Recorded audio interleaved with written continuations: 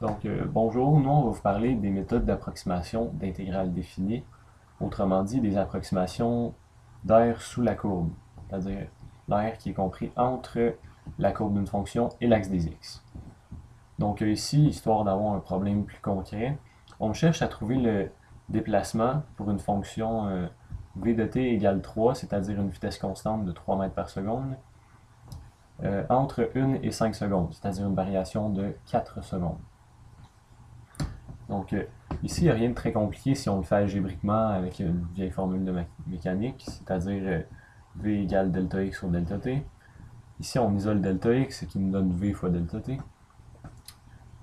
Donc rien de très compliqué jusqu'à maintenant, on fait les calculs de base. Ce qui va nous donner la vitesse de 3 fois le temps de 4, ce qui nous donne 12.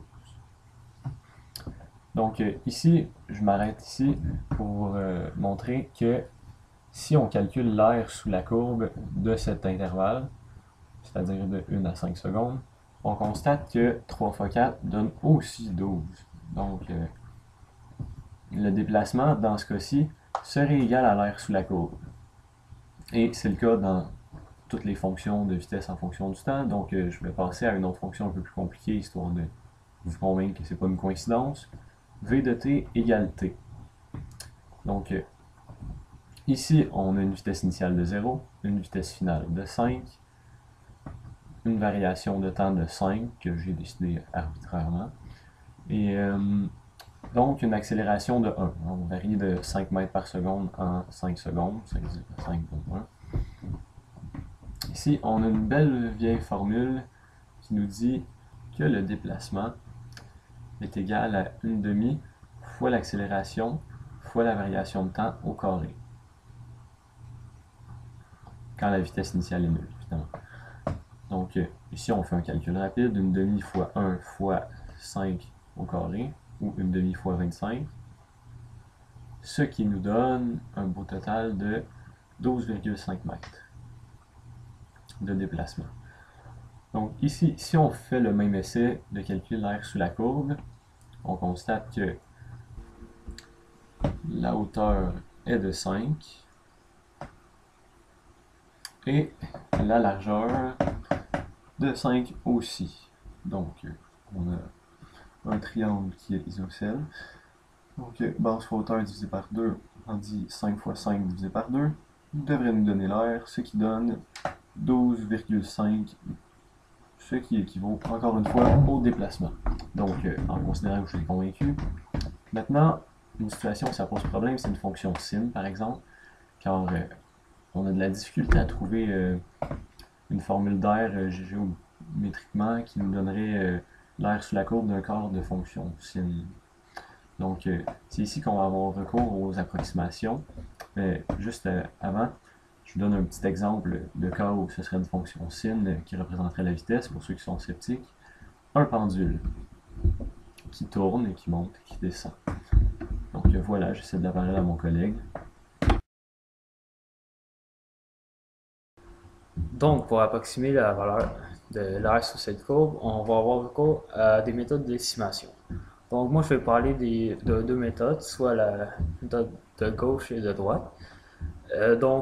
Ces méthodes-là vont vous permettre de sous-estimer ou surestimer la valeur de cette aire. Donc, commençons d'abord par la somme de gauche.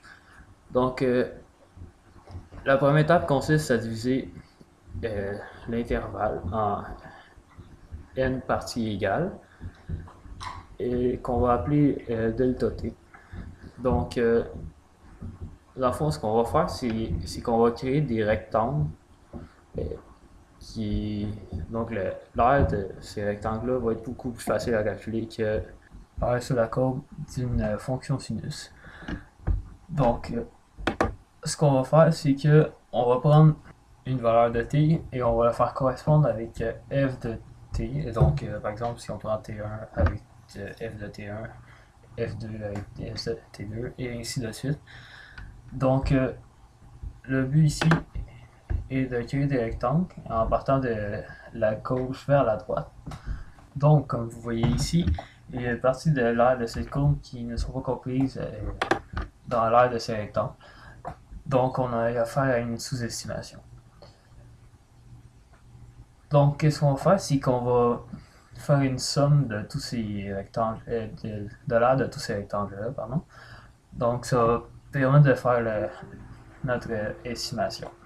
Donc, pour faire ce calcul, ce qu'on va faire, c'est qu'on va prendre la somme de gauche de n sous-intervalles, qui va être égale à f de t0 fois delta t, plus f de t1 fois delta t encore une fois, et ainsi de suite, jusqu'à f de tn moins 1 fois delta t. Donc cette expression-là peut être réduite en une sommation. Donc la somme de gauche va être égale à une sommation de i allant de 0 jusqu'à n-1 de f de ti fois delta t. Alors maintenant, on va passer à l'exemple de la somme de droite. Donc il s'agit du même principe que la somme de gauche. Seulement, cette fois-ci, on va tracer les rectangles en partant de la droite vers la gauche. Alors, on trace un segment entre T1 et la coordonnée de T1, f de T1, et on complète le rectangle vers la gauche. Alors, on fait le même processus avec les autres sous-intervalles. Alors, cette fois-ci, on a affaire à une surestimation. Comme on peut voir, les rectangles dépassent la courbe. On va maintenant passer à la méthode algébrique.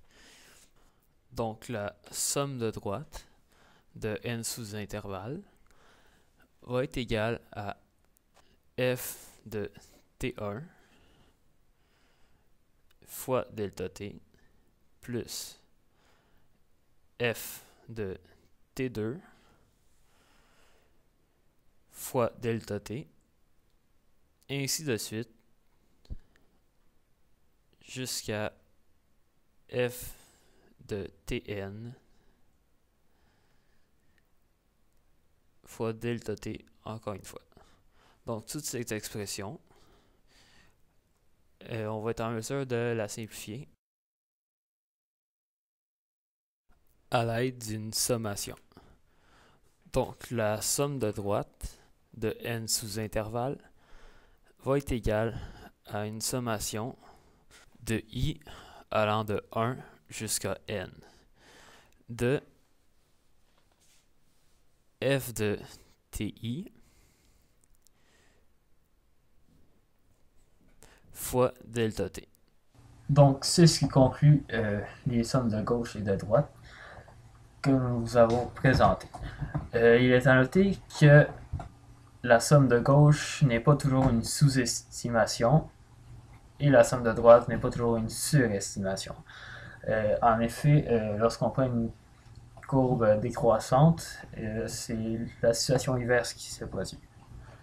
Et également, plus on a de sous-intervalles, plus la valeur de l'approximation va être précise.